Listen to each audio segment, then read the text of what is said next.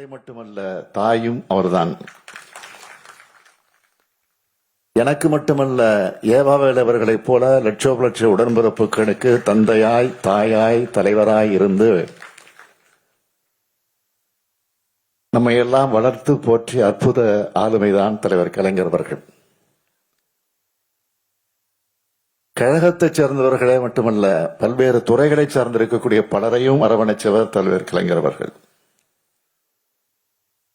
அதோட அடையாளம் வந்தான் சூப்பர் ஸ்டார் ரஜினி அவர்களும், திரு குன்றக்குடி பொன்னம்பல ரெட்டியார் அவர்களும், இந்து என் ராம் அவர்களும் இந்த மேடையில் இருக்கிறாங்க. இவங்கெல்லாம் தலைவர் கலைஞரோட நெருங்கி பழகினவங்க. அவங்களும் கலைஞருடைய உடன்பிறப்புகள் தான். அப்படித்தான் வேறுபாடு இல்லாம எல்லார் மேலையும் அன்பு செலுத்துவரா நம்முடைய தலைவர் கலைஞர் இருந்தார். தலைவர் கலைஞருடைய தாய், அதாவது என்னுடைய பாட்டி அஞ்சுகம் அம்மா அவர்கள், அவரை பத்தி தலைவர் கலைஞர் அவர்கள் மிக மிக உருக்கமாக எழுதுவார். இன்னும் சொல்லணும்னா அதை விட உருக்கமா எழுதினவங்க மக்கள் திலகம் எம்ஜிஆர் அவர்களும், நடிகர் திலகம் சிவாஜி அவர்களும். அஞ்சுகம் அம்மையார் அவர் தங்களுக்கு எப்படியெல்லாம் உணவூட்டி அன்பு காட்டி வளர்த்தாங்கன்னு அவங்க பேசியிருக்காங்க. தன்னுடைய தாயை பெரிதும் போற்றி தானும் தாய் உள்ளத்தோடு செயல்பட்டவர் தலைவர் கலைஞர். அப்படிப்பட்ட தலைவருக்கு கலைஞர் என்னும் தாய் நூல் தலைப்பு மிக மிக பொருத்தமாக அமைந்திருக்கிறது. எல்லாரும் சொன்னாங்க, தலைவர் கலைஞர் அவர்கள் ஏவா அவர்களை பாராட்டும் போது, ஏவா வேலு என்றால் எதிலும் வல்லவர்னு பாராட்டுவார். தலைவர் கலைஞர்கிட்ட அப்படி ஒரு பேர் வாங்குறது சாதாரண விஷயம் இல்லை.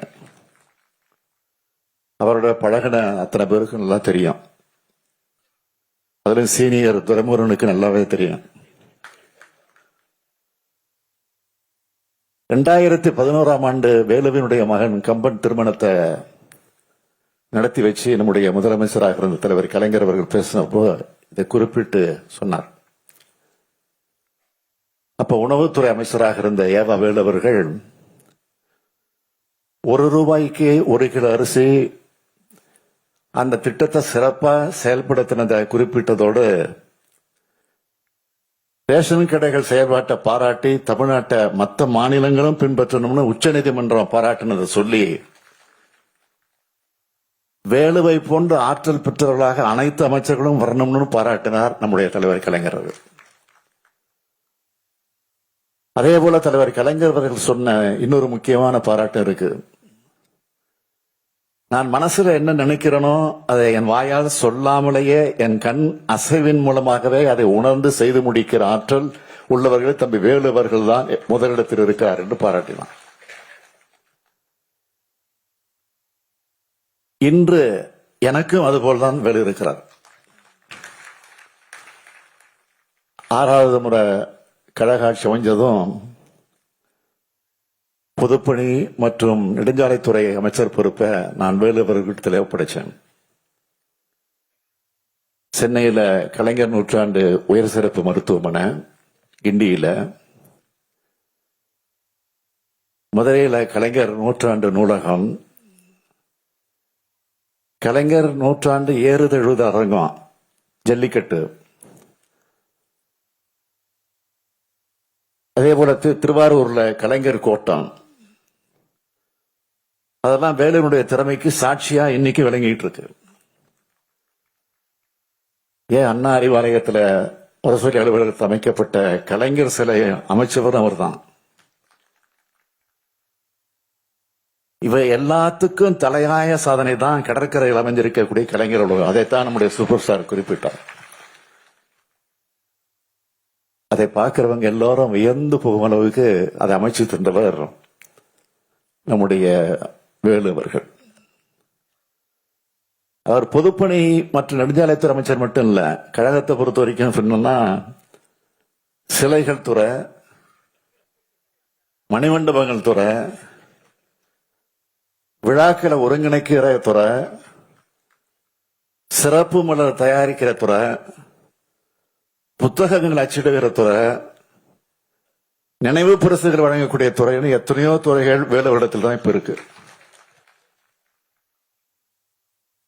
அது மட்டும் இல்ல, ஒரு திரைப்படம் எடுத்திருக்கிறார், நடிச்சிருக்கிறாரு,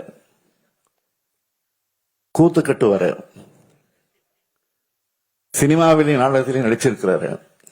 எத்தனை வேலைகள் கொடுத்தாலும் அவை அத்தனையும் சிறப்பா செய்து காட்டும் வல்லமை வேலுவுக்கு உண்டு. எல்லாரும் சொன்ன மாதிரி எதிலும் வல்லவரான வேலுவர்கள் எழுத்திலும் வல்லவர்னு இன்றைக்கு நிரூபிச்சு காட்டியிருக்கிறார் இந்த புத்தகத்தின் மூலமாக. தமிழ் இலக்கியத்துல ஆர்வம் கொண்ட வேலு அவர்கள் திருக்குறளையும் கலைஞரையும் இணைத்தும் பிணைத்தும் இந்த நூலை எழுதியிருக்கிறார்.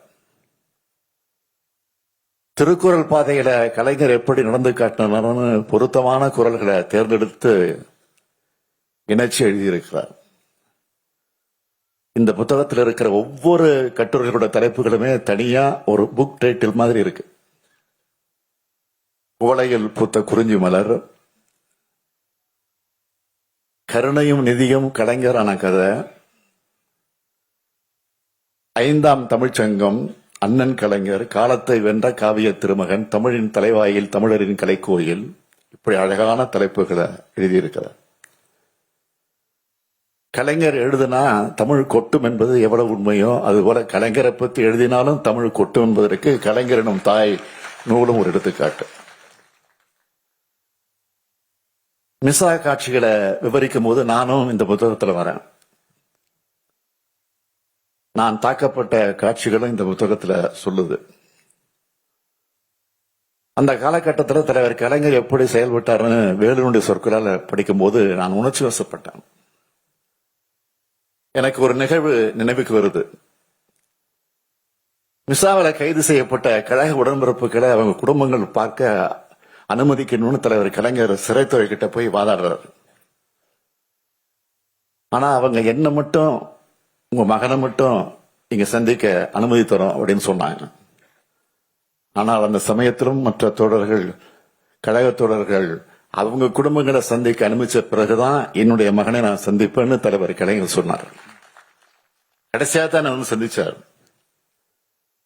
அப்படிப்பட்ட தலைவர் கலைஞர் அவர்களை நினைச்சாலே நம்முடைய உள்ளத்துல ஒலிக்கிற குரல், என் உயிரினும் மேலான அன்பு உடன்பிறப்புகளே. அது ஏதோ வார்த்தை அலங்காரம் இல்ல, உயிரினும் மேலானவர்களாக உடன்பிறப்புகளை மதிச்சார் கலைஞர். இந்த புத்தகத்துல நான் மட்டுமல்ல, தம்பி உதயநிதியும் இருக்கிறார். 1977ஆம் ஆண்டு சென்னை மத்திய சிறையிலிருந்து தலைவர் கலைஞர் எனக்கு எழுதின கடிதம். இந்த கடிதத்தில் எழுதுகிறார், 1953ஆம் ஆண்டு நான் திருச்சி சிறையில் இருந்தப்போ நீ கை குழந்தை, உங்க அம்மா தூக்கிட்டு வந்து சிறைகளை காமிச்சாங்க. இப்பவும் நான் சிறையில் இருக்கிறேன். உனக்கு ஒரு மகன் பிறந்திருக்கிறான், அந்த பேரனும் என்னை பார்க்க சிறைக்கு வருவான். இந்த அனுபவங்கள் எல்லாம் எவ்வளவு இனிமையானவை பார்த்தாயா? இந்த குடும்பத்தில் மட்டுமல்ல, நமது ஏக்கமாம் இந்த பெரிய குடும்பத்தில் எத்தனையோ உடன்பிறப்புகளுக்கு இப்படிப்பட்ட சிறை அனுபவங்கள் வாய்க்கும்னு எனக்கு எழுதினார். இது மாதிரி பல செய்திகள் இந்த புத்தகத்தில் இடம்பெற்றிருக்கு. கலைஞரின் வரலாற்றோட கழக வரலாறும் இதில் இருக்கிறது தான் இந்த நூலோட மிக மிக மிக சிறப்பானதாக நான் கருதுகிறேன். சோதனை எனும் நெருப்பிலை புடம்போட்ட சொக்க தங்கமாக விளங்கும் வரலாற்றுக்கு உரிமை படைத்த ஒரு பேரியக்கம் திராவிட முன்னேற்ற கழகம்னு எழுதியிருக்கிறத படிக்கும் போது இந்த இயக்கத்தினுடைய தலைவர் என்ற முறையில் நான் பெருமைப்படுகிறேன். இந்திய வரைபடத்துல பெரிய எழுத்துல குறிப்பிடப்படாத திருக்குவளை என்ற சிற்றூர்ல பிறந்த கலைஞருக்கு இன்று இந்திய அரசே நாணயம் வெளியிடுதுன்னா அத்தகைய புகழ்மிக்க தலைவரின் உடன்பிறப்புகள் தான் நாம் என்பதை விட நமக்கு என்ன பெருமை வேணும்? அவருடைய புகழையும் பெருமையும் அடுத்து வரும் தலைமுறைக்கு எடுத்து சொல்வதோடு இனம், மொழி, மாநிலம் காக்க என்னாலும் உழைக்கிறது தான் தலைவர் கலைஞருக்கு நாம் காட்டக்கூடிய உண்மையான நன்றி. என்றும் இரவாத தாய் கலைஞர் வாழ்க வாழ்க என வாழ்த்தி ஏவா வேலுவர்களையும் மனதார பாராட்டி இந்த நிகழ்ச்சிக்கு முத்தாய்ப்பு வைத்தது போல நம்முடைய சூப்பர் ஸ்டார் வருகை தந்து மனந்திறந்து என்னை ஊக்கப்படுத்தக்கூடிய வகையில என்னை விட வயது அவருக்கு ஒரு வயது கூட தான். அதனால அறிவுரையும் சொன்னார். அவர் சொன்னது அத்தனை நான் புரிந்து கொண்டேன்.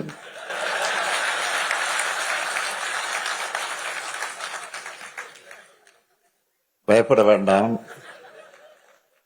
எதிலும் நான் தவறிவிட மாட்டேன், எல்லாத்திலையும் உஷாராக இருப்பேன் என்ற அந்த உறுதியை அவருக்கும் தெரிவித்து, அவருக்கு என்னுடைய வணக்கத்தை தெரிவித்து, இந்த நிகழ்ச்சியை சிறப்பாக அமைத்து எல்லாம் பெருமைப்படுத்தி இருக்கக்கூடிய ஏவா வேலுவர்களுக்கு மீண்டும் ஒரு முறை நன்றி நன்றி நன்றி நன்றி என்று கூறி விடைபெறுகிறேன். வணக்கம்.